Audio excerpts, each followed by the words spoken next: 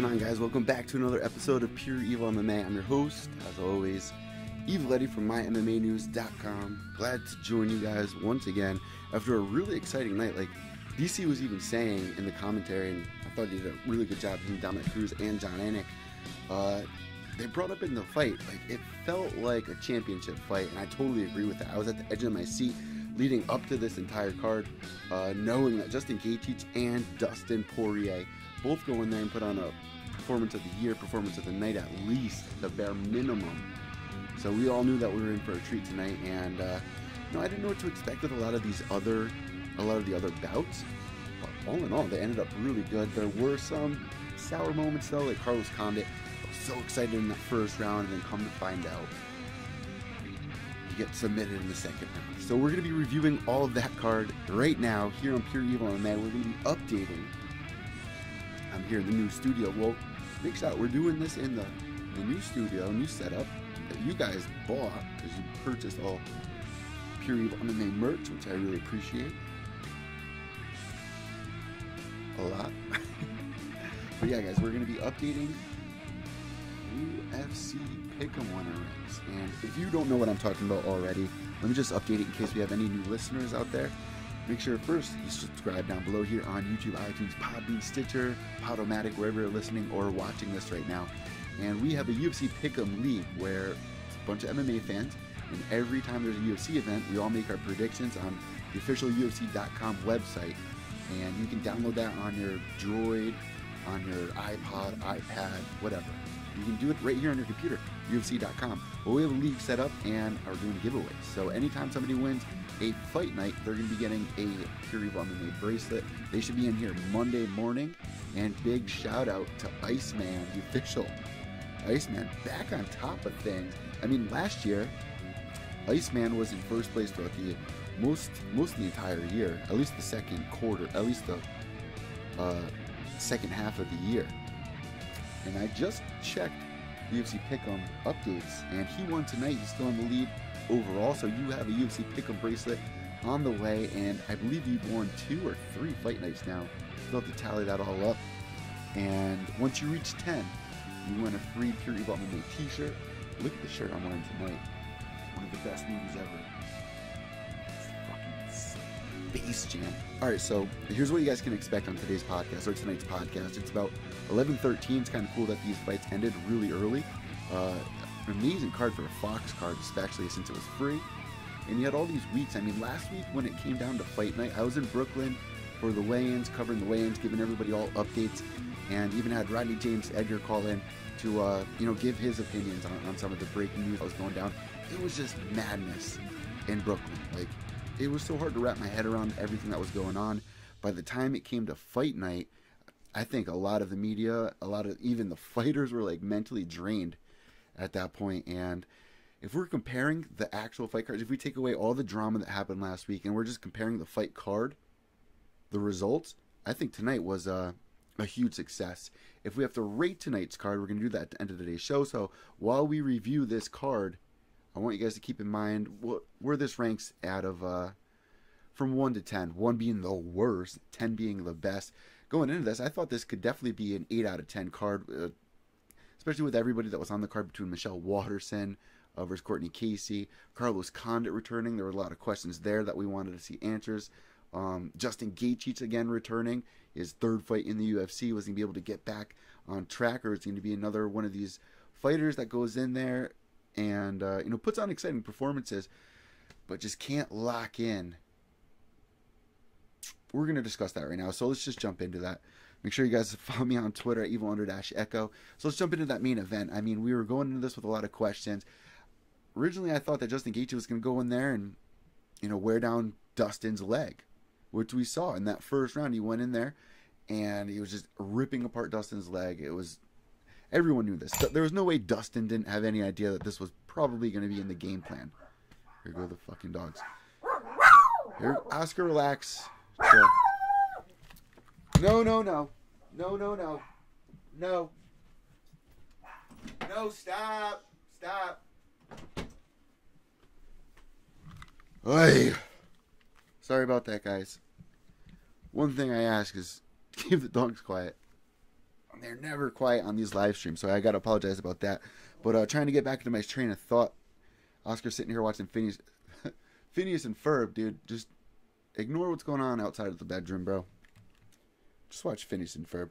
All right, let's jump back into this. So Justin Gaethje's going into this fight. There was no way that Dustin's team didn't know that the game plan was most likely go in there and get the leg kicks. And Dustin, all the time, is great with his jabs, his uppercuts he was working tonight. I think that was going to be a huge effect on Justin. And I thought he was going to use more body shots, but really Dustin was just teeing off. I mean, I saw scorecards all over the place on Twitter. Some people... after the first round, scored it for Dustin. I scored the first round for Dustin. But once we got into the second round, that's when it got really close. And here, I wrote some of the stats down on my stat sheet. I mean, in the second round, Dustin the Diamond had 121 strikes compared to Justin Gaethje's 61s. But in the third round, Justin Gaethje was landing 73% of his leg kicks, and Dustin was hobbling around on that leg. We saw that in the Eddie Alvarez fight. I mean, Justin's always like that in his fights, and I had the pleasure of going to New York City for New Year's Eve 2 years ago to the Madison Square Garden Theater to watch Justin Gaethje perform, and it's just so frustrating when you watch this guy perform because he goes in there with his head down, he eats these huge uppercuts, and you're just literally at the edge of your seat, and you just want him to move, you want him to like react, don't eat all these shots, but it's really part of his game plan. And Chael Sonnen was talking about it. How far can you take that without tweaking it out a little bit? I think that Justin could have done a little better job avoiding some of those shots that were just unnecessary. He did not need to eat them, but that is part of the game plan. Then I don't know how far you can get with that when you're going to be facing some of the elite strikers. I mean, Dustin the Diamond, man, he hits fucking hard. He is one of the best in the division, but he always leads with that lead leg that was getting chewed up. And as time went on, I thought that Justin was going to be able to kick things in like we've seen in the past and get the W. But man, Dustin rocked Justin. It's so confusing. I can't wait for this to end. Let me do it like this. Justin Gaethje got rocked by Dustin the Diamond Poirier in the third round, and his head was just... his body was like one of those dolls where you pull the string and the body tenses up, and then you let go and it just crumbles. That's almost what it seemed like with Justin Gaethje when he got rocked. Just couldn't get his feet under him. And big shout out to Dustin Poirier, man, being able to tough it out because he was facing, eye pokes. There was a couple eye pokes. Herb Dean even took a point away from Justin Gaethje in the third round. And at that point, I was like, you know what? I don't think it's that big of a deal. I think Justin's going to be able to get the finish. But once we got into the fourth round, it came to a close with Dustin the Diamond Poirier knocking out Justin Gaethje. So now at this point in Justin's career, coming into the UFC, yeah, he's an exciting fighter. That fight with Michael Johnson, he was rocked multiple times, which is what made the fight really exciting. But at the same time, like I just said, how many people can you do that with in the UFC? Michael Johnson, okay, but who also has amazing striking. But when you get to guys like Eddie Alvarez, who goes in there and just chews your body up and just will keep pushing forward and his cheek popping out of his skull. Dustin Diamond Poirier, where we've seen him in these fights where it's like, if this was anyone else, if this wasn't a top athlete, of course this person would most likely quit, end the fight. I mean, getting poked in the eye twice, his leg just not being able to really pick up much power with his shots there. It's got to be frustrating. Especially you're sitting there, you're teeing off on this dude, and he's not going down. He's just eating your shots. It's definitely a frustrating thing. Does Justin Gaethje lose brownie points? Maybe a couple here, but we all know every time this kid shows up to fight, it's going to be one of the best fights of the night, let alone top 5 of the year. Every time he fights, it's always in the top discussion at the end of the year. And same thing with Dustin the Diamond. Go look at his Tapology and go tell me what you see there. Just scroll down. This guy's been in the UFC since 2011. He's got, in my opinion, a better fight IQ. But this was a close fight. This was anyone's game when it's a fight like this. But Dustin the Diamond being able to stretch it out. Now, looking back at it, Gaethje's, man, he just had so many hard kicks in this fight. But it's just so frustrating watching him just put his head down where, he can eat those shots. If you see the guys that he trains with, like Josh Copeland and Cuddly Bear, these big, massive dudes, And you see what they do in their fights. They put their heads down, they move forward, and they go swinging until somebody's, a little washed up with cardio. So we got the live chat room going. Mike Hill checking in. Good fights tonight. A big shout out to you, Mike, man. You and your wife winding up on the leaderboard tonight. We're going to be updating this. This was the last update, and we're going to be erasing this and updating it. And you guys actually came up in the tops. And I'm just getting through talking about the main event there. And like I always say, guys, let's rate this card out of 10. Well, what did you guys think of the night's card? Remember, it is free. And I even said, looking at the results from tonight, and if we look at the results from last weekend, I think tonight we had a better performance out of all of the fighters. I think a lot of the fighters last week were just like mentally drained after that ridiculous week. And Mike, really quick, so you're rating it an 8 out of 10. I think it falls somewhere very close to there, definitely. But Ann checking in, Ann Hill checking in. Let me know how my voice sounds. I have sore throat, I have strep throat, I think. Trying to heal up, drinking Monsters doesn't really help, but I've been trying to keep hydrated with Gatorade and whatnot, and had a great fight night with you guys. But here's the thing, my voice is going to be a little raspy, but my last stream, it sounded like I was a robot or something crazy, like monotone. I wasn't into it. I couldn't listen to it. So Ann gives it a 7 out of 10. I think that's fair too. So as we go on, you're saying my audio is good. Thank you. I appreciate that. And thank you for tuning in. We're going to be reviewing the card. I think you guys are nailing it right here. Between a 7 and an 8. I think. Could it be a 9? Let's discuss that. Let's look a little bit further into this. Because there were moments in this fight where the way I'm going to judge the cards is what is memorable about this fight that's going to stand out at the end of the year. Is this a card that's going to stand out when we get to the deep end of December? Are we going to be able to remember any of these fights? Dustin versus Justin. Hell yeah. We're going to remember that. So that's definitely a good start here.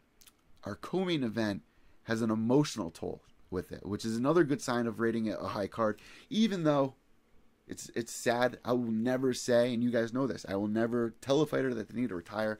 I was a little nervous tonight that we might have heard Carlos Condit after this fight retire. I was really nervous about that. Maybe try some tea, you guys are saying. Your voice sounds a little raspy, but yeah, you're sick. Yeah, as long as it doesn't sound like I'm a robot, because I think there was something screwed up, either the microphone or YouTube Live before, and it sounded crazy. It sounded so crazy. It happened before for Bellator when I was going live for you guys to just recap my night. It sounded like some kind of crazy Will Robinson robot lost in space shit. So hopefully we're not sounding like that now, because I'll have to redo this whole show, and that would just fucking suck. And while you guys are here, let me see if I can just detach this, give you guys a quick little peek, some of the good little trinkets that we got in here. So, all right, up top we got, if you can't see it on the podcast, I'm sorry, but here's some of the things that I was able to purchase because you guys bought merch. Up top we got the metal sign that says on air with the microphones. We're able to hang some Benson Henderson, Royce Gracie autograph, UFC 205 up in there. Got the nice backdrop behind me over here. Got the lights up in there. And we're all set. Looking good. Yeah, Mike. I like it. When we got some LED lights, so thank you everybody who bought merch on the last one. Shout out to MMA Pick. He's going to be headlining the next one. He designed the artwork for us. So make sure you guys go find MMA Pick on Twitter and on Instagram. Let me just tweak this out really quick. All right, so let's review Carlos Condit going in there, taking on short notice Charles Oliveira. Taking this fight, I think, on like 2 weeks notice or something like that. Maybe 3 weeks notice. I forgot. But nonetheless, it was on short notice taking this fight against Carlos Condit. And now Cowboy Oliveira, I mean, he usually fights at 155. Here he is at 170. He fit perfectly in there. He looked bigger than Carlos Condit did. And I was a little worried about Carlos Condit going in this fight. We had a lot of questions that needed answers. Like, where is Carlos Condit's head at going into this fight? Which is why I said, if you are somebody that is on DraftKings, if you are somebody that gambles, I would stay away from this fight, because I couldn't tell you what's going to happen. I really couldn't. But Carlos Condit, if it was the same Carlos Condit that showed up against Robbie Lawler, then I think he would have had no issue. But I think that fight did take a toll on him, as well as a lot of other people that fought Robbie Lawler. I think Diz was saying that tonight. I mean, even Robbie Lawler himself.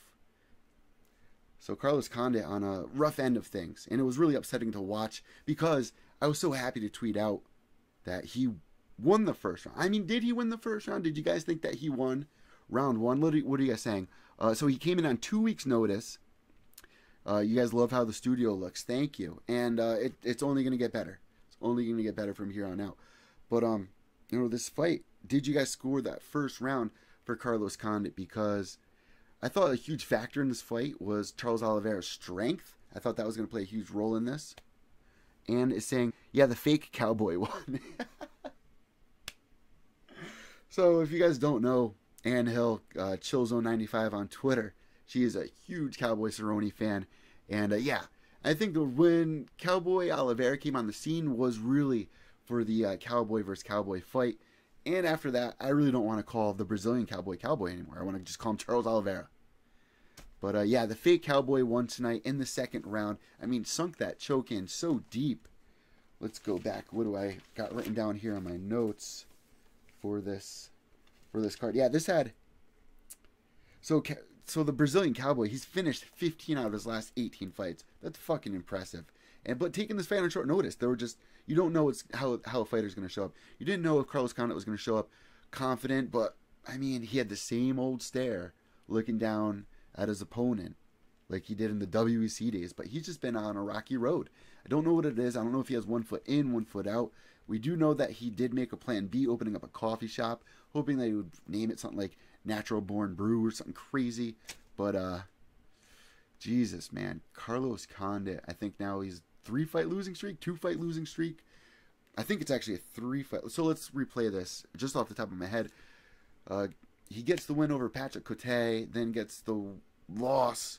Well, some people consider it a win over Robbie Lawler, which is a huge factor when I think about Carlos Condit in these last couple of fights. Like, that fight that he had with Robbie Lawler was brutal, man. And a lot of people did score that fight for Carlos Condit. I scored it for Robbie Lawler, but it was by the split of a hair. So, after that fight, he lost to, I believe, Damian Maia and then Jorge Masvidal. So now he's on a 3-fight losing streak, which isn't good for anybody in the UFC, especially a veteran, because the talk is immediately going to go to, he's washed up, he should retire. And it might not be the case. I mean, you're fighting in the elite of the elite in the UFC. Every fighter is getting better and better. Charles Oliveira is no joke, especially with his submission game. His natural strength, which he showed tonight at 170 pounds. So big things coming for Charles Oliveira. Let's see what I wrote down for this. Carlos Condit, I mean, in the post-fight, like before the fight was going to go down, he kept saying in all of his interviews, he was going to match the pace. I'm going to match the pace with Cowboy. He came out looking a little slow, kind of half-assing his kicks. What are you guys saying in the chat room? So Ann Hill saying, the choke was so sweet that the fake Cowboy did on Condit. I changed my pick from Condit to the fake Cowboy, and thank God I did. So we're going to be looking at the top 10 list. Let's look at that really quick, Ann, because that was a good move on your part. And I think a lot of people were surprised. I got a lot of messages on Twitter of people that were surprised how early these fights started. They started at 3:30 p.m. here on the East Coast. So on the West Coast, you're talking about 1:30 in the afternoon. It's a little early to get in the mood of fighting. I mean, here we are at 11:30. Right now, we'd be getting ready for what? The co-main event, main event. Let me pull up the UFC Pick-a Map. All right, so Ann, Jesus, wow, good job, girl. Second place with 2,930 points. Great job. Iceman coming in first. Minion in third. Fourth, The Perpetrator. What a name. Fifth, our boy BLT. Sixth, Sammy E. Shout out to him. Salem1976 on Twitter. Seventh place, Mean Gene. Eighth, Jody. Congratulations, Jody, coming in our top 10. In ninth place, Barry, represent. Hopefully Barry joined. We can thank some of the studio stuff to Barry, because I believe he bought some merchandise, which I shared on Twitter. I see you. So hopefully Barry's tuning in right now. And congratulations, Barry. You came in 9th place tonight. And in 10th, Maddie B, 1982. 11th, K34, No 16. 12th, Shit Pirate 12. And 13th, your boy, which I made my picks late. I mean, I should just punch myself in the face a couple of times for that, because I go on Twitter going, guys, don't forget to make your picks. Guys, don't forget to make your picks. You can win a free t-shirt. And yet here I am. And I missed the first 3 fights to make my fucking predictions. Go figure. Here, that's deserved, right? I could only say. I mean, here I am promoting the pick'em, but I got 7. I got 9 of my picks, and I got 7 of the 9 correct. So, cha-ching. If you guys did go on DraftKings, hopefully you stayed away from Carlos Condit versus Cowboy Oliveira. Another fight, just too many questions in it. But right in that fight, man, Charles Oliveira moving forward. Big things coming away. A big win for him to beat Carlos Condit. Let's take a look at the chat room again. Oh, wow, second place. Dang, that Iceman cheats. I know, right? Like, if there was a way to cheat, I mean, he's doing it. I mean, if you look at Iceman's score from last year, man, he was in first place, and then he started this year off pretty rough. He was coming in like 20th place, and he was like, oh, I got a new girlfriend, this and that. Here he is, man. So I don't know what changed, but it just cracks me up that he's back in first place somehow, just killing it. Another consecutive fight night. So he's going to be getting a bracelet, and he's well on his way to getting a free tee. The Iceman cheats. That's so funny. Mike H checking in. He did good. Yeah. Carlos Condit, man, I was so happy to say that first round that he won. But I am wondering, maybe I was just being biased there because I wanted him to win. He ended the round pretty awesome. I don't know. So we'll see what you guys have to say on Twitter. Let me know what you thought about that fight on Twitter at evil_echo. That's EVIL_ECCO. Also on Instagram at Pure Evil MMA. It's so simple. And if you guys are listening to the podcast right now, make sure you jump over to YouTube and follow the video cast where you can see what I look like. You can see what the studio looks like. And if you jump in on the live streams, you can jump in the chat like a couple of people are here. So I appreciate that. All right, so moving backwards here. So we went through our main event, our co-main event, which are badass fights, both finishes. But here we are, this fight with Israel Adesanya versus Vettori. Now, going into this fight, immediately you want to root for the guy who has that momentum building. But here's the thing, I get nervous every time this happens because, not saying that this was a step up in competition for him, and saying, yeah, I think Condit won the first round. Yeah, maybe I'm biased, maybe you're biased, but I saw a lot of people going for Condit in the first round, including Bloody Elbow, so not that that means it's like official, but saying I did see a lot of other media members as well, and elite tweeters like yourself and Mike ranking this fight first round for Carlos Condit. But Israel Adesanya, one thing I was getting nervous, and I get nervous a lot with prospects coming up, like DC was saying, a 29-year-old prospect, or whoever said that.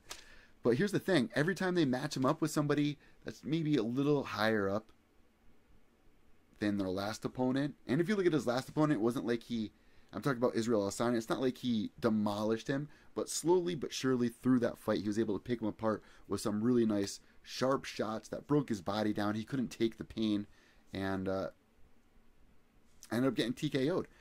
But a very weird, like, slow fashion. It was so-so. And this performance, Israel Adesanya is saying he's not happy with this one either. So I like hearing that he wasn't impressed with his performance. If he was impressed with his performance, then maybe I'd be a little worried because there's a lot of work that he needs to get done from what I saw here. If he expects facing anyone elite in the top 15 of that division, which I think Dana White is going to be pushing for, because Dana White was there, and I think his attention was definitely for this. He wasn't taking a bathroom break to watch Israel fight. I scored every single round for Israel, but I don't know. I think a lot of these rounds were close. And if you look at the striking stats, 47-43 striking in the second round between the two, it was close. But as we got into the third round, I think Israel Adesanya, the confidence level was just double than what it was in the first, because the first round, Vettori, he did decent and he was hanging in there, but wasn't able to get the takedown until the second round. And then Adesanya, man, he's just so creative in there. A lot of people compare him to John Bones Jones. I don't know why. I think it's just because he kind of looks like John Bones Jones. Mike checking in. You always want to improve. Yeah, it's a huge thing. So I am happy that he said, what do we got here? I want fact action. The MMA holes. Hey, shout out to the MMA holes. Make sure you guys are following them. A lot of people that listen to this podcast go watch that video cast. So, trying to build the YouTube channel here. So it was kind of cool going on the MMA holes YouTube channel, meeting up with him in Brooklyn last week. Guys, we had fun doing that. So check that out on YouTube here at Pure Evil MMA and over at the MMA holes with Jesse B. Hill, who was a little quiet that night. But lovely girl taking the photo of me and Chris outside of the 78th precinct in Brooklyn, New York, right where Conor McGregor was. Let me show that to anybody who hasn't seen that picture, because I want to get that one hung right here in the studio.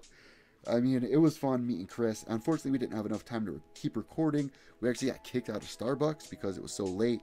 I was in there recording like the entire day, so big shout out to Starbucks for letting me stay there. And there was a lot of ridiculous people in there. I mean, people drooling all over themselves, nodding out. All right, here's the pic of me, me and Chris. I'm arresting Chris like he's Conor McGregor. Here's the side by side. Let's check this out.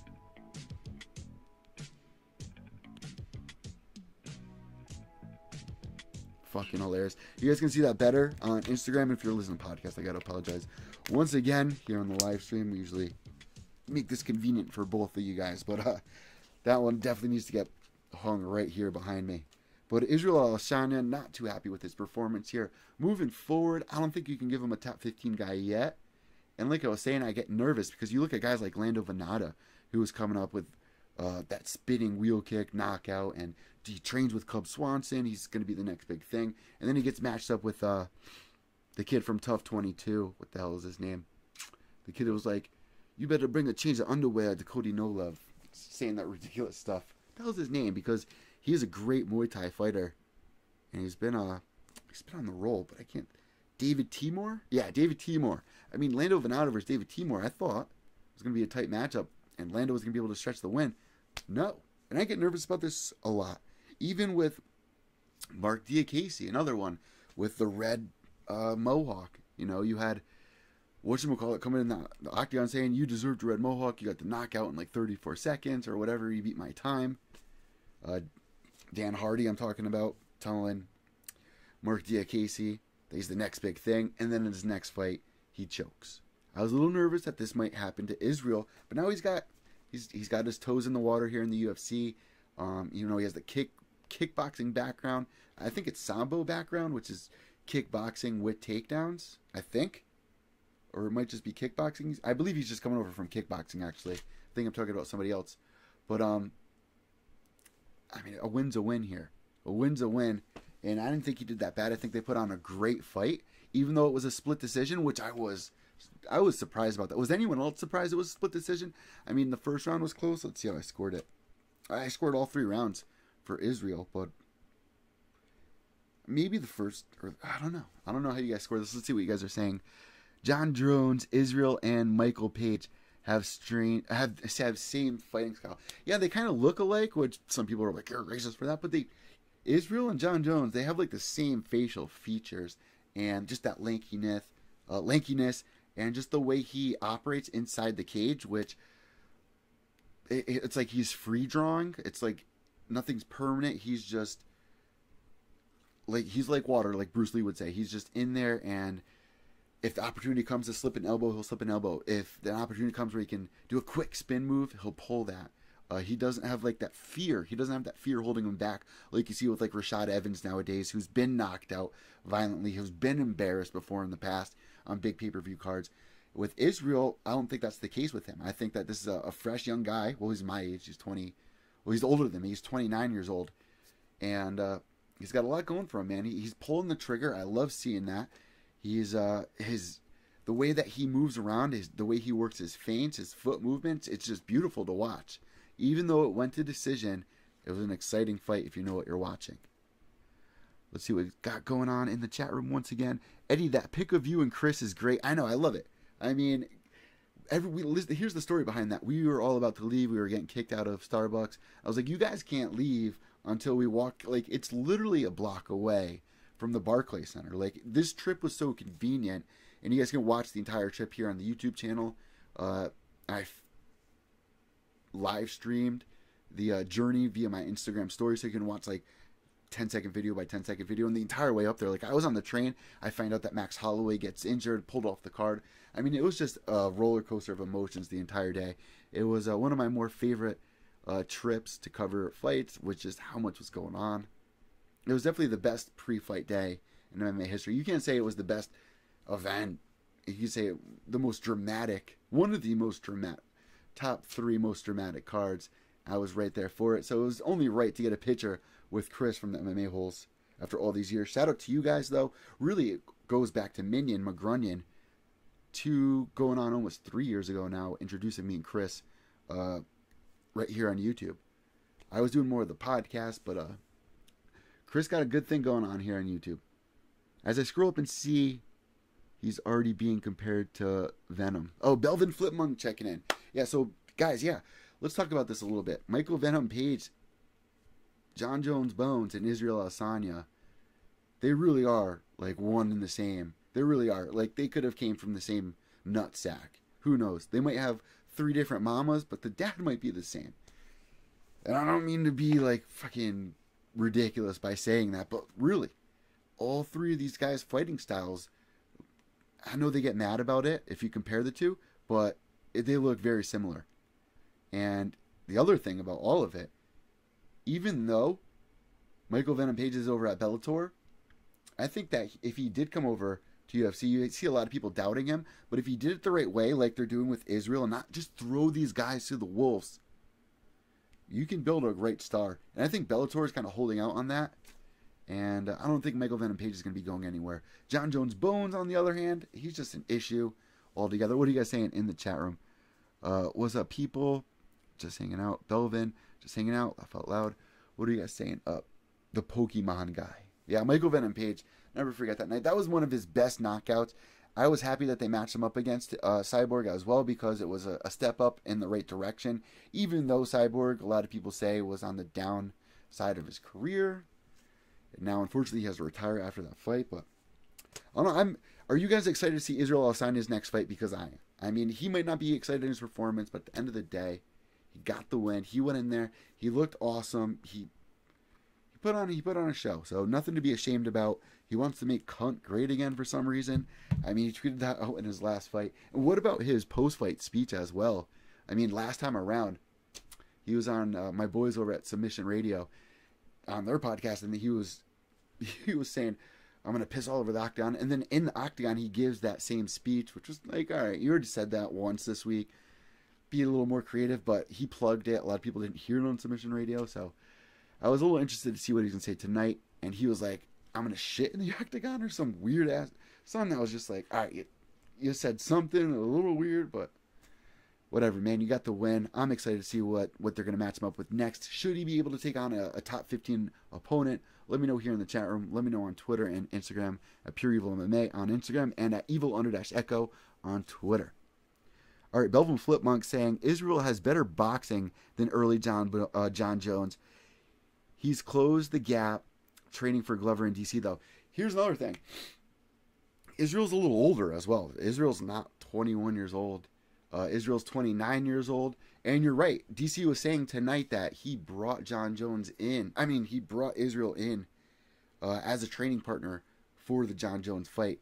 So, like, can you be mad that people are comparing you to John Jones? I mean, before you were in the UFC, you had people scouting you out, being like, similar style to John Jones. He might be good for DC in training camp.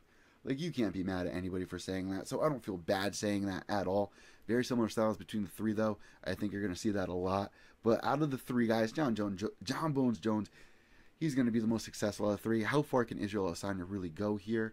I mean, I'm not trying to throw doubt his way, but just what John Jones has accomplished, the storyline he's built, and where he is now, between the good and the bad, you can't make a bigger name than that, I don't think, right now. Here's the question: is Israel that next guy? Did Dana White see that tonight? Or was he when he was cage-side? Probably not. Who knows what Dana White's going to say? He was probably hoping they was going to get a knockout. But you got to remember, Israel is not a power puncher. Israel is a guy who's going to accumulate shots, break his opponents down in confidence and with pain, with those sharp shots to deliver, the body shots, the starting off low and working up high as the fight goes on. I mean, it's a pleasure to watch him fight. I'm excited to see what they're going to do with him next. Maybe they will give him a top 15 opponent. But should you be rushing him? That's the scary part. Because once you get a loss, it's very hard to climb that hill again. You have this guy climbing up the hill already right now, making his way up there. If Conor McGregor, when he was running up the same hill, if he had a loss in there, man, if that Nate Diaz fight came a little soon in his 3rd fight, would not be the same timeline that Conor McGregor has had the pleasure of enjoying. So, I mean, Conor McGregor went the distance with Max Holloway. There's no shame in there. And Conor was even saying in that fight he wasn't too impressed with his performance. You heard the same thing with Israel tonight. So with that being said, let's move on. Let me know what you thought about that on Instagram and Twitter. Let's check in with the chat room.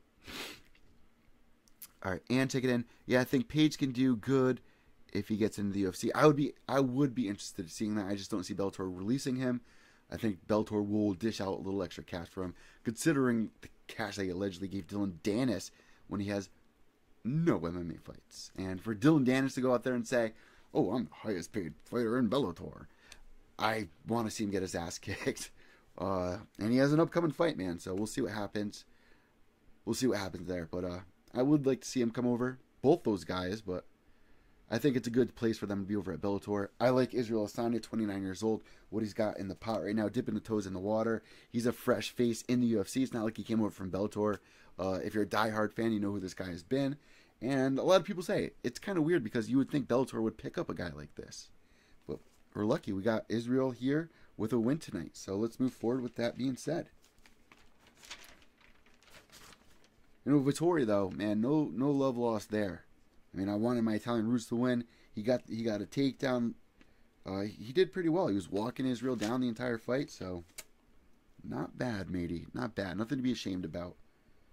All right, Karate Hottie versus Courtney Casey. Here's a fight. Here's a fight where it was like, you need to stay away from this again if you're on DraftKings. If you're on UFC Pick'em, maybe use this as a decision to play it safe, because I didn't know what to expect here. Right off the bat, I said this in the prediction show. The Karate Hottie, I love her. I really do. But at this weight division, I get a little nervous for her. You look at some of these girls and they just look so much bigger. You think they have more power than her. But Jesus, Karate Hottie tonight, literally showing some strength in that little body, pressuring Courtney Casey, pushing her up against the fence, getting the takedown. But there were a couple of moments in that fight, I was at the edge of my seat. Courtney Casey attempting these submission moves, and she didn't get any of them, but did they come close? And like, I thought Michelle Waterson's arm was broken at least twice in that fight. Let's see what I got written down here. The first round I gave to Courtney Casey. I gave the first round to Courtney Casey, but that's what I expected. I expected as the fight picked up, Courtney Casey, if you look back in her last fight with Felice Herrig, she was very limited to her movements. It was 3 steps forward, jab, jab, move out. Felice Herrig, the same thing. Move forward, jab, jab, move out, but with an exit kick. And that was the difference in that fight. As the fight goes on, you see Courtney Casey get more and more limited, a little more tired, but the momentum building up with Courtney Casey. You had all those people there to see her. She was vibing, man. There was a good vibe going on early on in that fight to the last second in that fight where it could have been Casey's fight. Checking in the chat room, Mike H saying the Karate Hottie did a great job, and Hill saying she did really good. I was impressed. She was due for a win, and that was the thing here. Both girls really needed a win. Courtney Casey, I thought she was going to be the bigger girl here. Lo and behold, Karate Hottie adapting to the situation, which she said beautiful in her post-fight speech, something along the lines of, when you're in there, it's like art. You gotta make adjustments as the fight goes on, and that's championship mentality right there. There were so many times in that fight where she could have given up. She could have just tapped. I mean, the chokes, the arm bars, they were all very deep, and she could have quit. She toughed it out, and she said it in her post-fight speech. I almost wanted to shed a tear. There were a couple moments tonight where it was just like, you were so emotionally invested in these people we've been watching for years and years. I even said it, like, the first time I saw Karate Hottie was on Bully Beatdown on MTV when I was like a sophomore in high school. I remember printing out photos of her and hanging them on my bedroom wall, and not really knowing much about MMA until Bully Beatdown coming around and The Ultimate Fighter, kind of all in the same time period, one after the other. Kind of the transition myself into the MMA world. Karate Hottie behind all that. So emotionally invested in that fight. It was great to see her get the win. When I talked to Karate Hottie, when I interviewed Karate Hottie, she was talking about being the lead role in a Disney movie like Mulan, and the female warrior. That would be the perfect movie for her to play the head role of Mulan. She is Mulan. She really is Mulan. She really is. And I think she would play a good role there. But here's the thing. Disney's not going to call anyone that's losing fights. So this was a big win for her tonight. The win. In this weight division, though, I mean, at 115 pounds, she's a natural atom weight.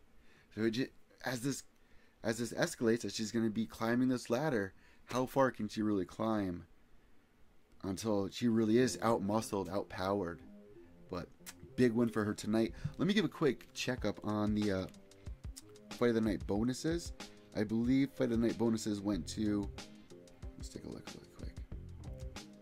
I believe they went to Justin Gaethje. Obviously, that was a given. Cast Iron, man. She came out. She wanted that. She was thirsty for that win. All right, Performance of the Night bonuses. Justin Gaethje versus Dustin the Diamond Poirier. They get 50K. Alex Oliveira getting 50K for beating Carlos Condit. And Adam Wizarek getting 50K for his win. Jesus. I'm a little surprised about that third one, though. Honestly. I really am. Solikov had a great knockout tonight. I think. I don't know. Who am I to say, right? Who the fuck am I to say that? But look at this choke. All right, let's check this card out. 1 second, guys. Let me find the card. So, all right. So Michelle Waterson. Let's continue there, and then we'll get into the Tim Boetsch fight, which played out the way I thought it would. Eddie, turn your mic up louder. Audio low, I think. All right, we're turning the mic up a little bit. How's that? All right, so Karate Hottie, big win for her. I always get nervous because her daughter is always cage side, and I get nervous about that. You don't want to see your parents get their ass beat. I mean, Jesus Christ. I mean, if my parent was an MMA fighter, I'd probably have a cocky attitude in school. So luckily I didn't, even though my dad's like a biker. But big shout out to Michelle Waterson. She really did need this win. Good Fight of the Night bonuses, except the last one. Yeah, I agree. I did not see that one coming. All right, let's see. The movement of Karate Hottie. That was one thing that definitely stood out here. It was just crazy how she was able to manhandle Courtney Casey. I think that was the most shocking part of it all. It was nice seeing her go in there, but she did get rocked. Courtney Casey got some power, man. And she rocked the Karate Hottie a couple times. I think the coaches were a little worried that Courtney Casey was going to waste a little bit too much time on the submissions, which does seem that way. I believe, let's see how I scored this. All right, so I scored the first round for Courtney Casey, the second round for Karate Hottie, and the third round for Karate Hottie. But it was close because the way that third round ended, man, Karate Hottie was literally saved by the bell. Literally saved by the bell. Her arm was about to snap. I don't know how she escaped. Like, her and Paige Van Zandt are some of the most flexible people in that division. Check it in the chat room. Ann says, that better. Audio good now. Mike saying, I want 50K. I want 50K too, which is why I'm saying, who am I to say that, he doesn't deserve 50K for all the hard work he put in. And a fight card like this, man, everyone was battling for a Fight of the Night bonus. But let's look at this main card. Let's take a quick break. I'm going to fly through the rest of this. But just that main card, for it to be free, that's a pay-per-view lineup right there. That really was a pay-per-view lineup. You had Michelle Waterson. Let's take a look at some of these pictures. I mean, between Michelle Waterson, Cowboy Oliveira beating Carlos Condit. I mean, you had some big names in there. And once again, guys, the younger guys, well, for the most case, Dustin Diamond with being the exception, getting the win tonight. But, man, emotionally, feel bad for Carlos Condit tonight. I really do.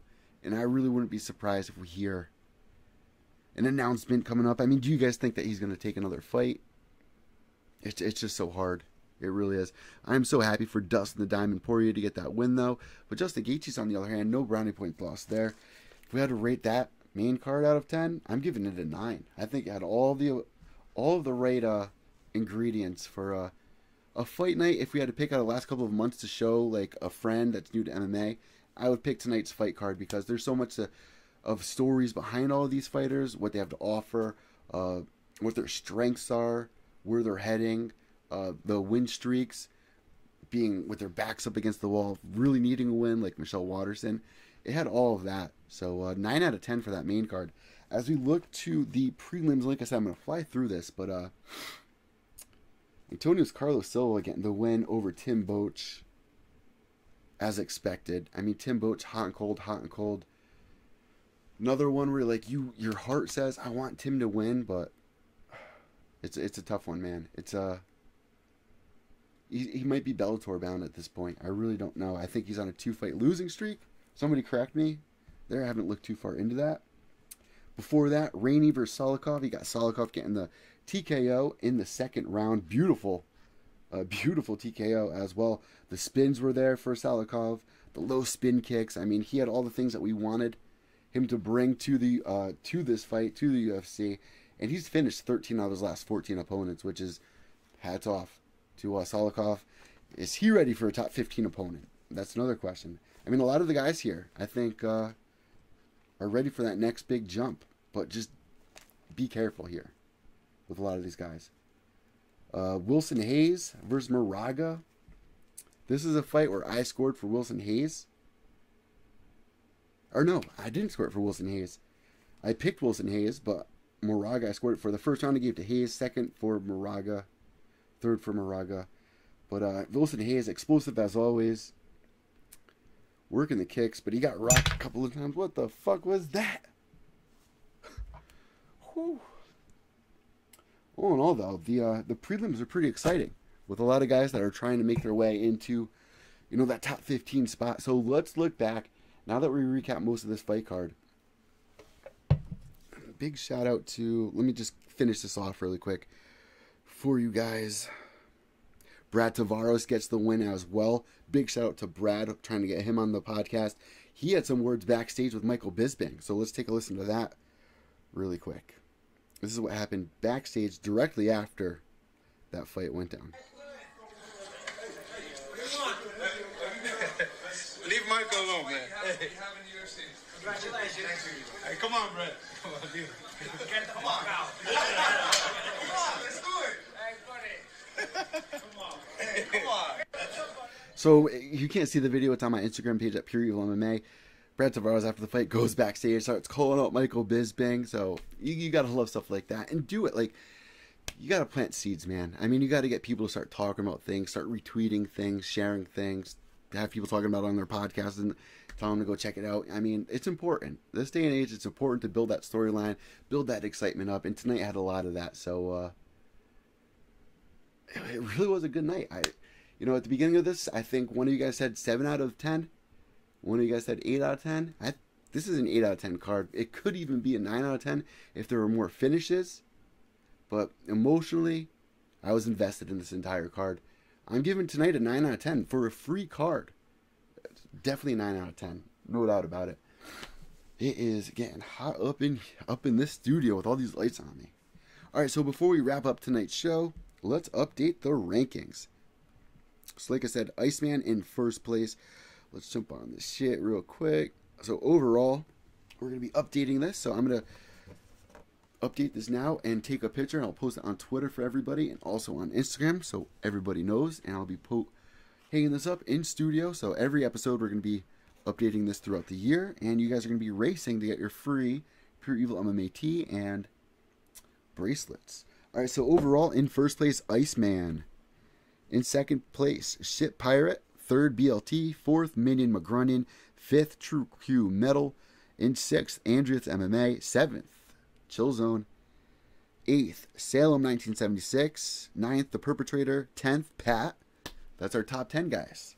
So if your name was announced, congratulations. Either you're climbing up the top 10 or you just broke the top 10. If you didn't hear your name, unfortunately, like me, I didn't hear my name in that top 10 list. Hopefully, better luck next week, guys. Every week, you have a chance to win this. Win 10 fight nights, and you get a free Pure Evil MMA t-shirt.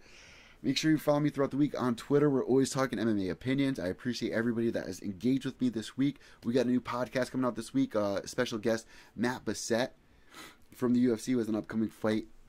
Who else we got on the show this week? I just interviewed Eddie Abasolo. So next Saturday night, you can find me at Lion Fight 42 at Foxwoods Casino. If you're here on the East Coast, want to check in, say hi. I'm actually going to be filming this because I'm not going to be credentialed. Well, I am credentialed, but I've actually got hired via staff. So I'm going to be wearing my staff press pass and filming with CombatSportsNation.com, where you guys can watch the entire fight night from combatsportsnation.com. I'll post that link on my Twitter. I'll be filming, commentating, because there's no more Access TV deal. Pat Miletich is gone, so I'm going to be sitting in his seat. So this is going to be a really fun experience. I would love if you guys join me for that live chat. It's going to be a lot of fun. I'll be broadcasting right here for you guys. So this next week, man, it's going to be a lot of work. I love getting paid for what I do. It's a blessing to be able to watch these fights like I used to when I was a kid, and now I get paid for it. So, just everything. Like, everything about tonight was just everything I love about life. Like, it's at the edge of my seat. I couldn't wait for the next fight. You feel bad for the fighters that lost. You can't wait for the next fight. You want to know what's going to go on 3 weeks from now with these guys. I mean, that's what life's all about, is living life, loving life, and being at the edge of your seat with a smile on your face and energy from your surroundings, filling yourself with healthy habits. Healthy habits, man. You know what? Sound crazy tonight? I don't want to say this too loud because of my roommates that are here, but one of my roommates that doesn't watch MMA sat and watched one of the fights with me tonight, and they were like, "So are these real?"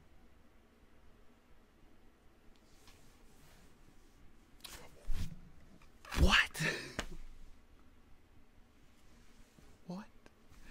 Really? Show me how you see it not being. I just want to put my head down. I felt embarrassed, honestly. It's like people still like my mom. She'll be like, "Oh, how's your WWF thing going?" This day and age too. Really. But all in all, guys, I give tonight a 9 out of 10. Thank you guys for all participating at Pure Evil MMA on Twitter and on Instagram. Let's check in really quick. If you guys have any questions in the chat room, definitely shoot now. Let's see what we got here. All right. Yep, I was surprised it wasn't a pay-per-view fight card and 6 fight on Fight Pass. Yeah, that's another thing. 6 fights on Fight Pass. I enjoyed that, but the one thing I didn't enjoy about that is how early it was. At 3:30 in the afternoon it started. Like I was in bed sick all day. Like I have a strep throat, I think. Hopefully not.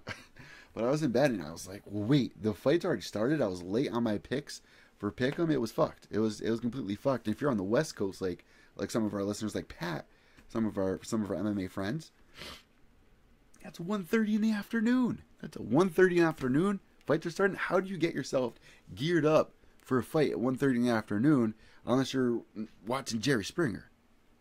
It's hard. It's hard to get in the zone, especially after the exhausting week we had last week. I'm interested to see what the numbers are tonight. Hopefully they were good because it was on Fox. It was free. There was huge names on it. I didn't see much promotion. Another thing. Tough 27 starts in 4 days from now. So Thursday nights? Wednesday nights. I believe Wednesday nights. Yeah, Wednesday nights. Ultimate Fighter season 27 going down. Every fighter on the season's undefeated. We got DC versus Stipe Miocic. We got our boy Jojo Giannotti up in this season. So looking forward to that. You forgot last question about 5 to 10 minutes ago. What was the last question? Well, let's see what the last question was. Yep, I was surprised. It was a pay-per-view fight card. 6 fights on Fight Pass. All right, if that's the question. Yeah, I enjoyed this fight on Fight Pass. 6 fights. I think that's something if they want to market Fight Pass more for more people to subscribe. You can't just have 3 fights on there. You can't just have the 24/7 thing on Fight Pass. I love. I'm obsessed with. I can keep that playing all day long, just to refresh myself on older fights and fun season of Ultimate Fighter, upcoming fighters that are on the upcoming fights. They replace some of their old fights. If you want to sell Fight Pass, you need to have that 6 fight card, but don't do it so early in the day, 3:30. But at the same time, I also heard rumors that the UFC is going to be making some TV deals, splitting up between like CBS and like ESPN or something crazy like that, or Fox, something crazy like that. I forgot the exact details, and I'm sorry about that, but if they do that, there are rumors that there are only going to be 6 pay-per-views a year, which means you're only going to pay-per-view once every 2 months. Is this something that you guys are open to? Because if it's going to look like this, where we're going to get more free cards with bigger stars on it, I think that could be better for our sport, because if you think about it, a lot of the people who are casual fans, why would they want to buy a pay-per-view? You're going to have to really pique their interest for them to dish out $65 or on a sport they don't usually watch. If you build their interest up with these big fight cards that are free on, Channel 6 or FS1 or whatever, you're going to build a bigger audience. A lot more people get invested in a lot of these fighters. And I think they did a great job representing a lot of the fighter stories tonight. Carlos Condit highlights. If you saw Carlos Condit's highlights tonight, you would think he's going to go in there and smoke Charles Oliveira coming in this fight on short notice at 170 pounds when he fights at 150, even though he misses weight all the time at 150. All right, so it was Law's question. Mike H. saying it was Law's question. Last question was they should have a division weight from 105 to 165. The last question, they should have a division weight. All right. I'm thinking you're talking about Michelle Waterson in that question, because she's originally an atom weight.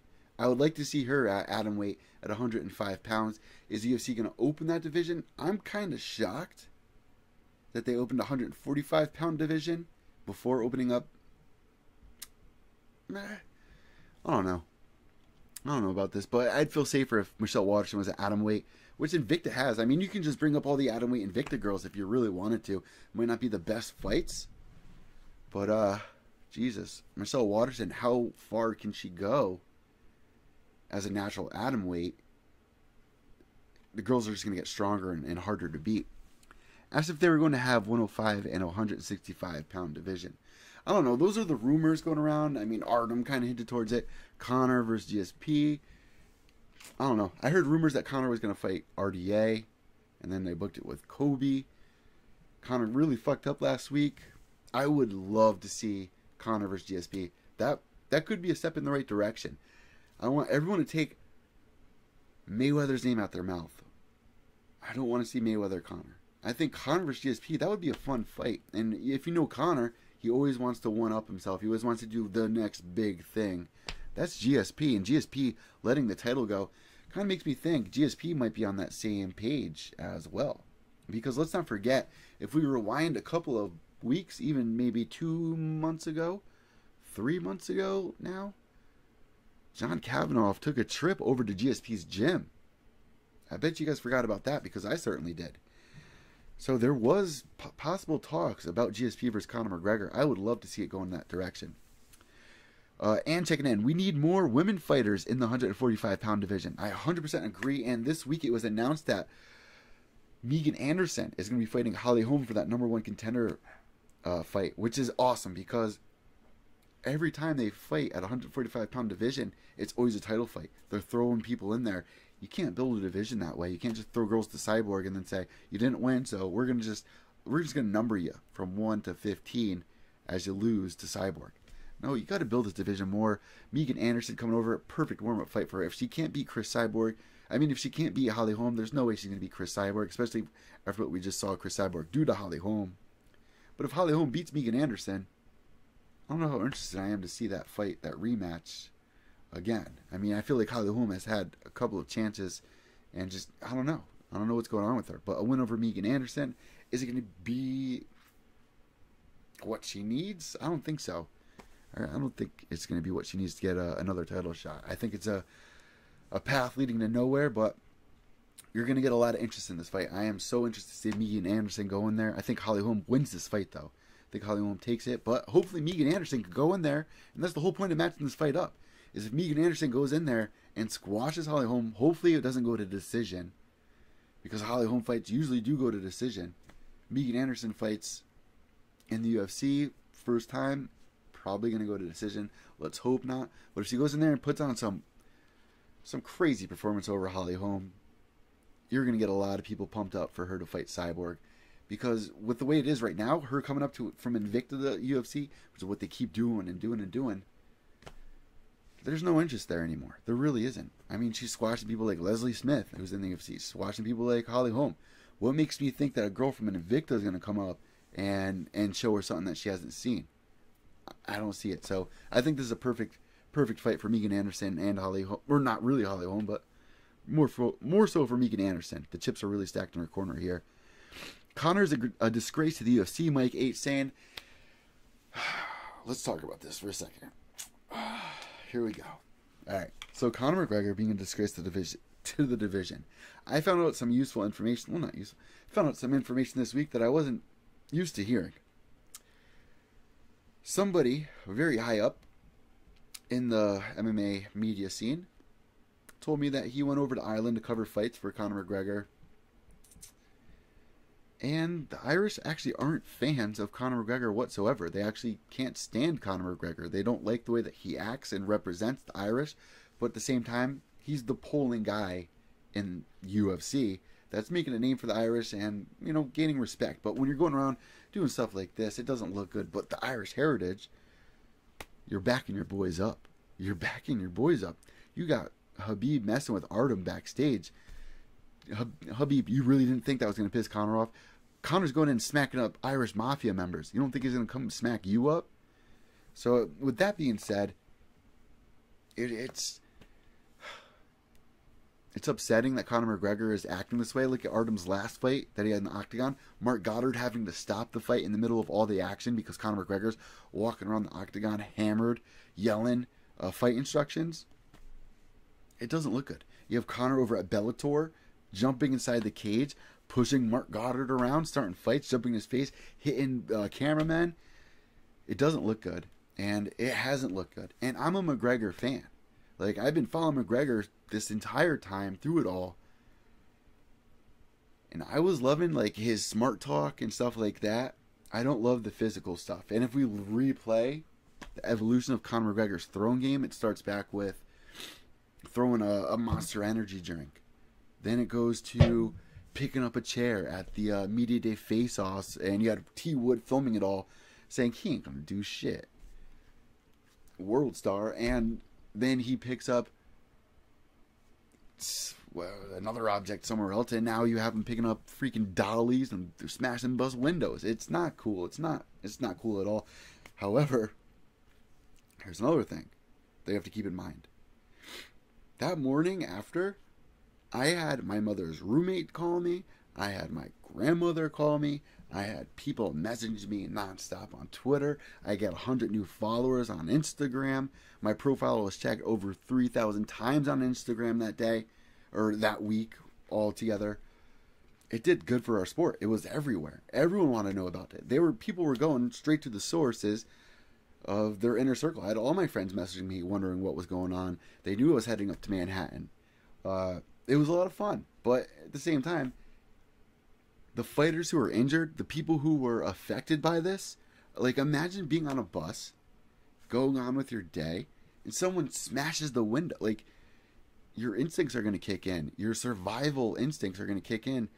You're going to get a little scared, which is why I was a little surprised Rose Namajunas kept this fight going, because with where she was, with all the pressure on her, and after being on the bus, and it's just not good. You have fighters losing money.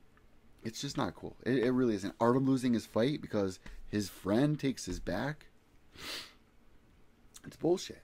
I agree with you, Mike. It's a disgrace. But I'm still excited to see his next fight. I'll tell you that. I will not miss Conor McGregor's next fight because of this incident. Don't mistake me saying that. Cyborg is a machine. Belvin Flipmunk. That was an act of terrorism. Lifetime ban from U.S. entry. So people are looking at this at all different angles, and that's my job here, looking at it from all different angles. I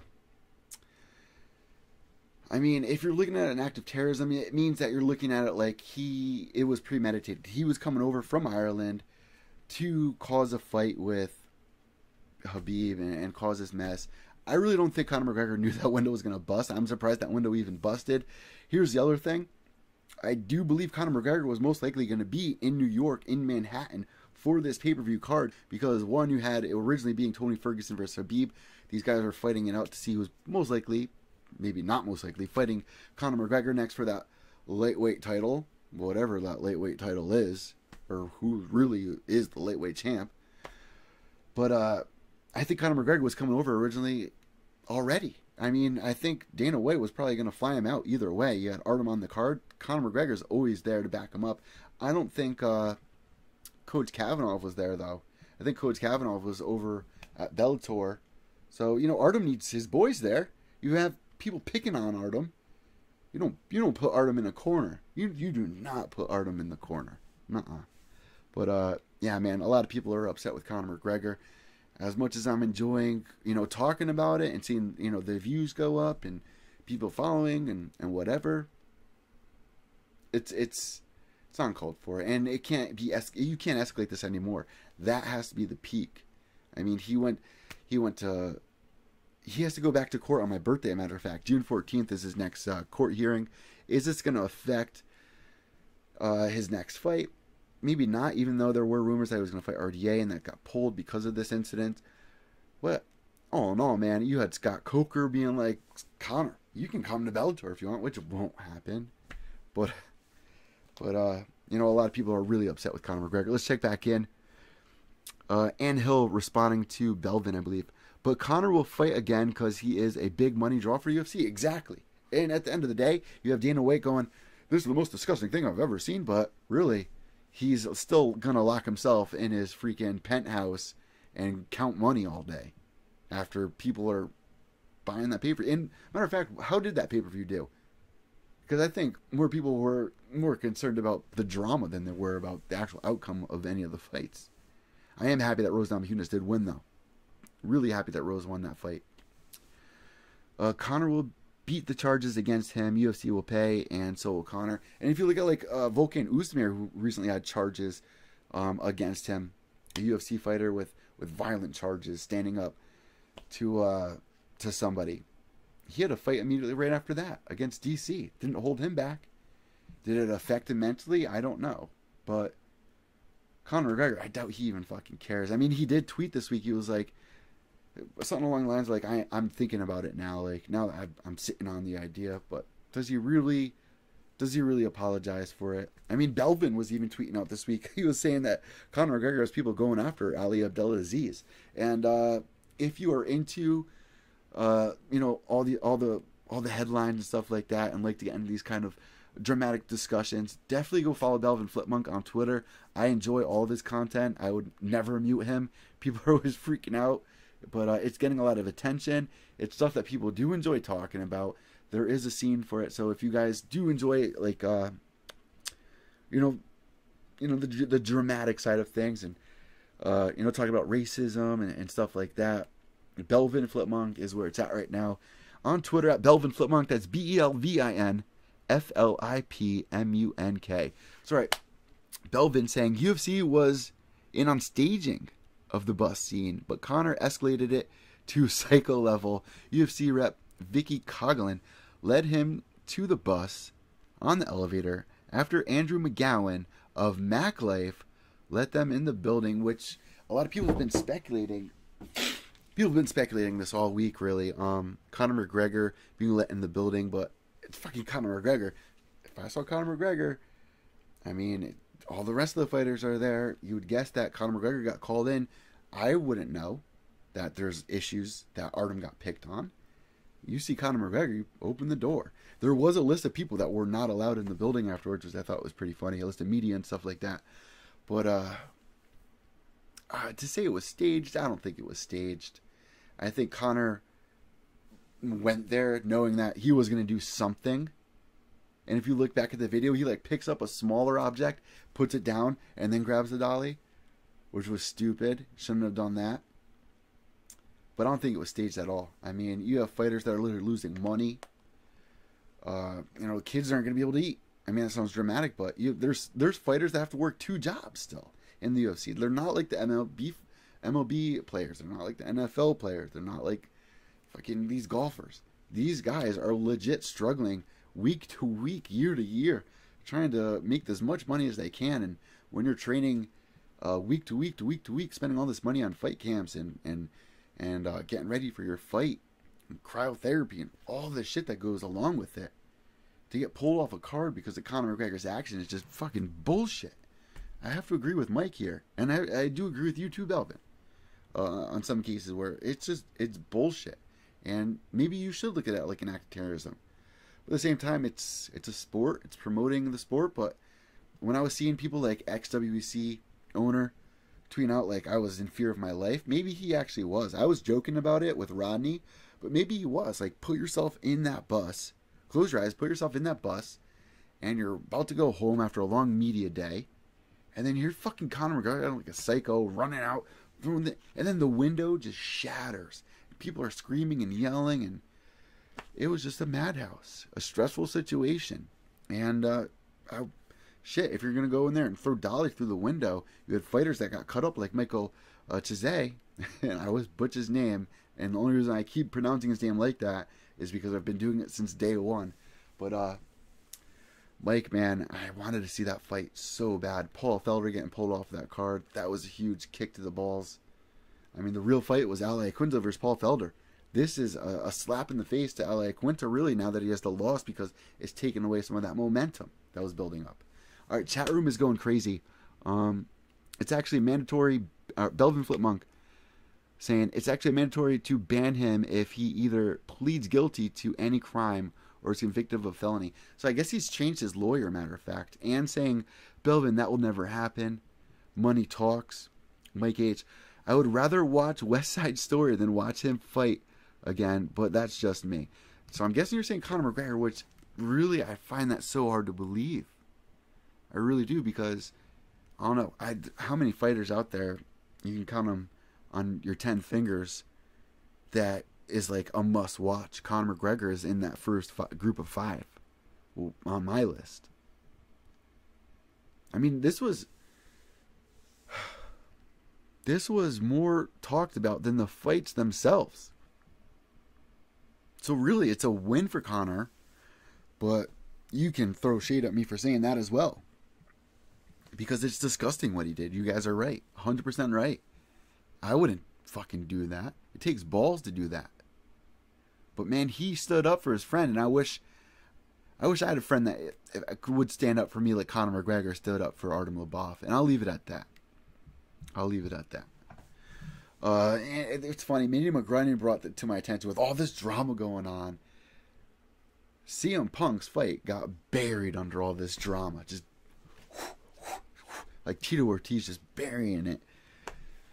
And not that you should be too excited about CM Punk fighting or anything, but it's just funny because everyone was wondering, who's CM Punk going to fight? He's going to fight Michael Jackson. Here it is, they announced the fight, and then 10 minutes later, Max Holloway's pulled off the card. Conor McGregor, look, it got buried. It got buried real quick. Thanks, bro, for the shout out. Of course, Belvin. The scene was staged, not. Hold on, I'm trying to catch up. The scene was staged, not violence. That was all Conor and clan. I mean, I really don't think it was staged at all. I think Conor did know that he was going to do something. He showed up a little late, and maybe this could have been avoided if he did show up a little earlier and got there when the media was there like he planned. But for some reason, he waited. And I know the New York City traffic is crazy. I mean, guys, there were so many people at the Barclays Center. It was ridiculous. So, just looking at the street, there's just always constant traffic in New York. I don't know where Conor was staying or anything, but it took him a while to get to. It's not like he landed on the airplane and went right to the Barclays Center. There was some time in between. Belvin Flipmonk saying, prominent MMA people that have called it a terrorist attack list. Ted Check, Mike Swick, Al Iaquinta, to name a few. Man, I'm not surprised Ted's saying that. I'm not surprised Mike Swick saying that. I'm not surprised Al Iaquinta saying that, because it's disgusting that Conor McGregor did that. Is it an act of terrorism? I don't know if you can put it that far. I don't know. You can't put it that far. I think it was more like something just got out of hand. And hopefully this is the last of it. I really hope this is the last of it, because if this continues, then I'm on board with you guys. I'm done. I'm done with Conor McGregor. Still gonna watch his fight. I'll still most likely have to talk about it with people in the chat room. But as a fan, I mean, like I said at the beginning of this talk, I started as a Conor McGregor fan. I loved how witty he was, what he was able to come up with. And a lot of people brought to attention that, once Conor McGregor, and you would think that, like, he would be humbled a little bit after losing to Nate, but no, he got, like, cockier after that, which is crazy. But, leading up to that fight with RDA was when it really, something just clicked in Conor, and he just became an asshole. I mean, just saying mean things, and I would back him up with, like, things he was saying about RDA's children and things like that. Like, I was giggling at it, but it's all a part of the promotion. But now it does seem like Conor does seem like he might be kind of a little bit of a racist. And I don't know what it's like over in Ireland. I really don't. But here in the melting pot, this day and age, you don't see many people talking like that here in my neighborhood that don't get backhanded. You just don't. You don't. You get along with everyone unless somebody does something wrong to you. It doesn't matter what they look like, how they smell, or whatever. It doesn't matter what race they are. You treat everyone with respect. But I don't know. I don't know here. I really don't. All in all, if Conor does this again, there needs to be a real punishment. So we'll see what happens with the court date. Goes down on my birthday, June 14th. So, Jesus, what a day for that's going to be. All right, let's see what you guys are saying here. Money talks. Look at Trump and saying it was Eddie. Thanks for the shout. Or I'm behind. How did he help Artem? He didn't help Artem, and that's another thing. Conor McGregor didn't help Artem at all. I mean, he stood up for him, but he really harmed Artem at the end of the day. And this goes back to his to his last couple of friends fight. Look at Artem's last fight. Like I just said, Mark Goddard had to stop the action, stop the fight, and say, Conor, you need to stop, dude. You're out of control. And that was like, a lot of people were like, oh, it's funny, but there were people being like, no. Conor's showing up drunk. He's acting a fool. You can't just, no one should be allowed to do that. This isn't the McGregor show. You can't do that. So a lot of people are getting fed up with Conor McGregor. And I want to end it somewhere around this note here, guys. Look what happened to John Bones Jones, what he did, and he fought again and again. It's true. Conor McGregor's coming back. There's no doubt that the UFC would let Conor McGregor go. Not with the pay-per-view draws that he has. Every time he's on a pay-per-view, it's one of the top pay-per-views in UFC history. He's not going anywhere, trust me. But I think more people, what's going to help is more people need to stand up for how they feel about this and message Conor. Talk to Conor's fans if you want and say, listen, this isn't cool. Or you can just go about it however you want and just ignore it all. But, it's good to talk about this thing. So it's cool to see your guys' opinions here. That's what these podcasts are for. That's what these discussions are for. Try to look at this from every angle. And from the angles that I've looked at this, it just seems like Conor McGregor's just like an asshole. And after hearing what Ireland thinks of him, after this event, I mean, Jesus, I'm not shocked that people are saying that you should look at this like an act of terrorism. So people like Ted Check, Mike Swick, Ale Quinto, all reputable people. So I'm not going to go that far to say it was a terrorist act, but it's disgusting. It's disgusting. I agree with what Dana said, but then again, it brought a lot of eyes on the sport. But then again, there are fighters who got hurt. And then again, it's the biggest star in our sport. So that's the only factor there. I mean, look at the people in the past like Jason High who gets kicked out of the UFC for, pushing a referee. Look at the big deal that everyone's giving Roy Nelson for kicking Big John McCarthy in the butt. Conor McGregor threw a fucking dolly through a tour bus loaded with fighters. And there's not much of a punishment there. Why?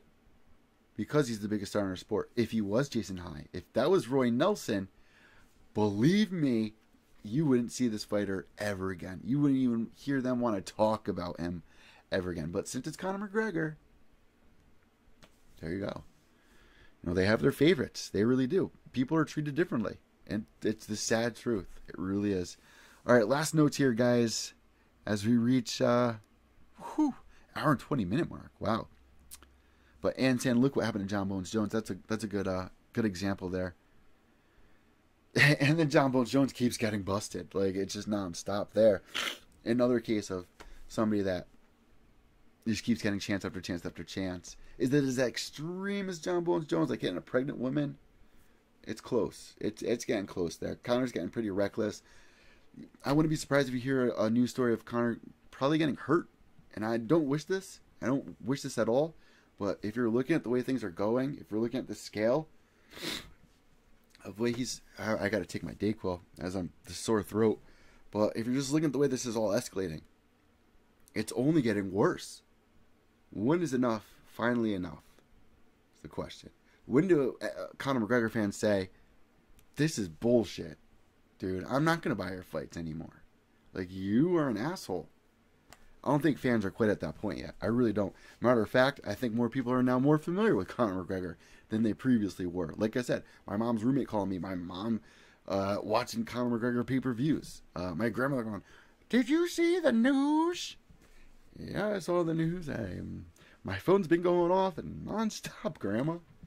But it's cool. It's cool for media, but it's not cool for people who are affected by it. That's the thing. All right, let's check in here. Mike 8 saying, "You're right, Eddie." Ann saying, "Yep, Eddie, agree." Belvin, "Did Jones say, 'Hey, I'm going to hit that pregnant woman'? No intent." Another good excuse. And you know what? Let me share this story, because I've kind of been in that same position where I've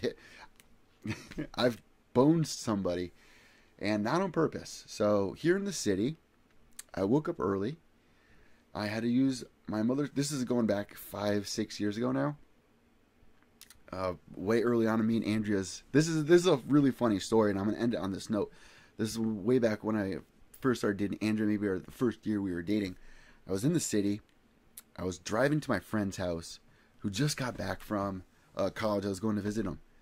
So, didn't know the directions to his house. So I put it in my GPS, and I will never fucking follow a GPS ever again, because they bring you all these wacky routes. You go down all these little side roads.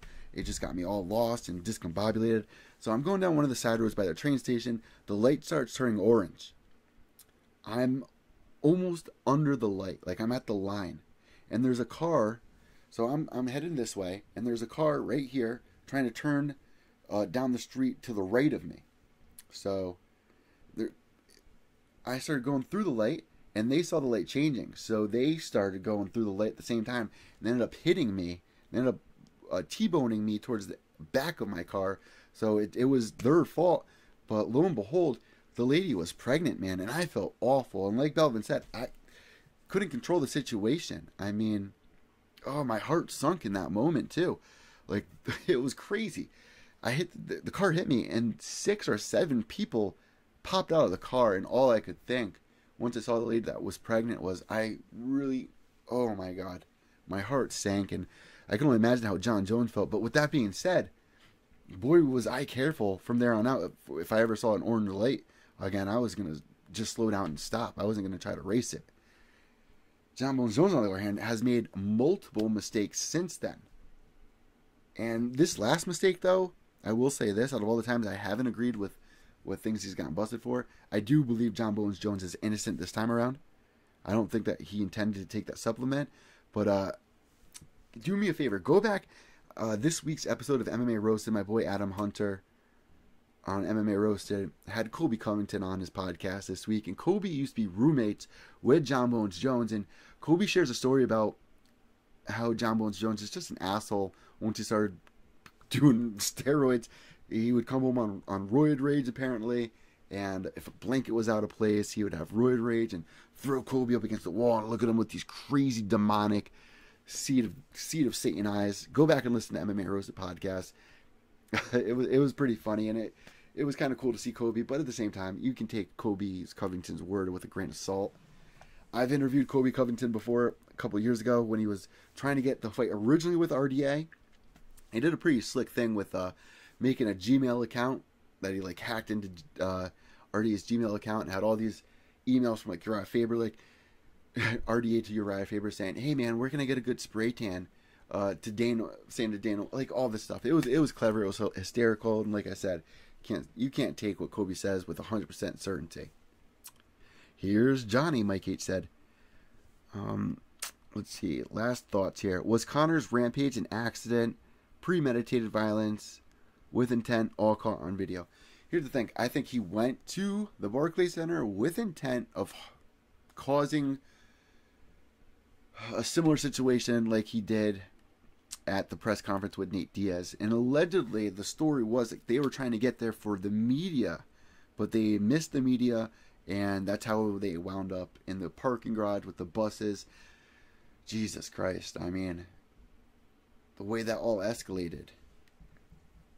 It was premeditated. He went there with... If you look at the video, you can see Conor McGregor clearly making decisions as he was making actions. He picked up a smaller object, put it down, and said, "No, I need something heavier." picks up the dolly, at that moment, he doesn't just throw it at the bus. He throws it at the lead window of the bus, the big wide window. Like I said, I'm surprised it cracked and shattered. I don't think Conor thought he was going to injure anybody, but he intended to cause a ruckus. I will say that. And like I said, last time I'm going to say, I don't think it was a terrorist attack. I think it was bullshit. I think enough's enough. Conor needs a slap in the face, not a slap on the wrist. And when he returns June 14th, we'll see what those charges just are. And if you guys look at his Twitter account, you can see that maybe he does feel some type of way now, but I don't know. Last thoughts, guys. Rating this card, going through it, I think I already did rate it. Giving it a 9 out of 10. Let me know what you guys thought on Twitter, Evil_Echo. Smash the fucking windows. Yeah, he certainly smashed the fucking windows. Mike H, damn. Alright guys, so let's check out of here. Shout out to everybody that bought merch, boosting up the new studio. Shout out to MMA Pick. I'm actually going to go on right now to teespring.com and try to upload this new campaign once again, because no better way to start your day off than with a cup of Joe with my face on it. You don't want, what a better way to start the day, with the hashtag PureEvilMMA on the back. So I appreciate everyone that bought some of those. Appreciate people that bought stickers, t-shirts, sweaters. And if you guys want a chance to win, all you got to do, if you want to win some free merch, all you got to do is join the Pure Evil MMA Pick'em League. I'm going to be updating this right now, guys. So congratulations to everybody that joined. We had some new joiners today, matter of fact. So good luck to everybody on their way to getting that free t-shirt and wristband. All you got to do is win Fight of the Night. That's it. That's all. Wristband should be here Monday, so everybody that has won in the past couple of weeks, message me right now. Let me know. I'm going to be marking your names right here on the board, and I will be shipping those out immediately. And you get one just for being Ann. Good chat, folks. See y'all in Twitter space. I came in second. And yes, congratulations, you came in second. And yes, I will see you guys on Twitter in just a moment, in just seconds. And this is, I love Twitter. If you are an MMA fan out there and you don't have Twitter, you are missing a big piece of the fun. You're missing, that's like, I don't even know what to compare that to. This is where all the action's going down. This is where you're going to meet a lot of awesome elite MMA fans like Ann, like Belvin, like Mike, like Minion, like Chris, like Ted. Twitter is what's up. Make sure you guys are following me on Twitter, Evil_Echo. Shout out to this new tee. I love it. Space Jam. Signing out, guys. Make sure you subscribe on iTunes at Pure Evil MMA. Leave reviews. We're doing a giveaway there too. All you gotta do is leave a review, and you have a chance to win some merch. I'm just giving everything away. Really am. All the Pure Evil MMA merch is your merch. Guys, subscribe here on YouTube. It helps a lot. If you review iTunes, Podbean, Stitcher, Podomatic. Have a great night. Hope you guys enjoyed the fights. Behave yourselves. White Knuckles. Till the end.